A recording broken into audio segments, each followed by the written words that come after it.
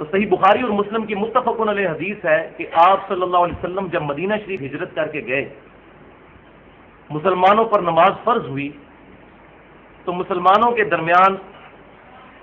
Discussion شروع ہو گئی کہ مسلمانوں کو نماز کے لیے کس طریقے سے ندا دی جائے۔ تو اس میں مختلف سجیشن سامنے آئی۔ کچھ لوگوں نے کہا کہ ناقوس بجا کر نماز کے لیے متوجہ مسلمانوں کو کیا جائے، تو آپ صلی اللہ علیہ وسلم نے فرمایا کہ یہ تو نصارہ یعنی عیسائیوں کا طریقہ ہے۔ پھر کچھ اصحاب نے کہا کہ بغل بجایا جائے، تو آپ صلی اللہ علیہ وسلم نے فرمایا کہ یہ یہودیوں کا طریقہ ہے۔ پھر کچھ نے کہا کہ اونچی جگہ پر آگ روشن کر کے صحابہ کرام علیہم رضوان کو مطلع کیا جائے نماز سے متعلق،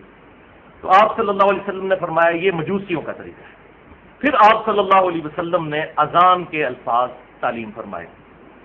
ایک دوسری روایت میں آتا ہے کہ ایک صحابی کو خواب کے ذریعے یہ کلمات بتائے گئے، تو آپ صلی اللہ علیہ وسلم نے ان کو انڈورس فرمایا،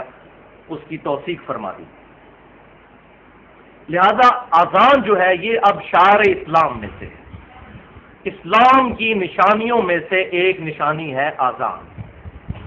آج کے اس ماڈرن دور میں جب کہ ہم اذان سن کر نہیں بلکہ گھڑی پہ ٹائم دیکھ کر مسجد میں نماز پڑھنے کے لیے جاتے ہیں، سچ اذان کی ضرورت کوئی نہیں رہی، لیکن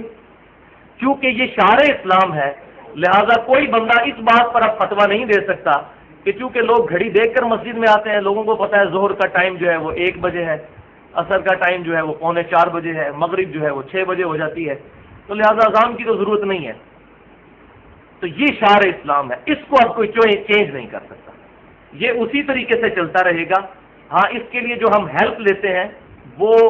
ماڈرن دور کے اعتبار سے لیتے چلے جائیں گے، جیسے نماز کے ٹائم کو فکس کرنا۔ ظاہر صحابہ کرام کے زمانے میں تو یہ نہیں تھی چیز، لیکن بعد میں الحمدللہ امت نے اس پر اجماع کیا ہے کہ اذان کے بعد نماز کے ٹائم کو کسی خاص ٹائم پر فکس کر لیا جائے، یہ کوئی بدعت نہیں ہے، اس پہ امت نے اجماع کیا ہے۔ اور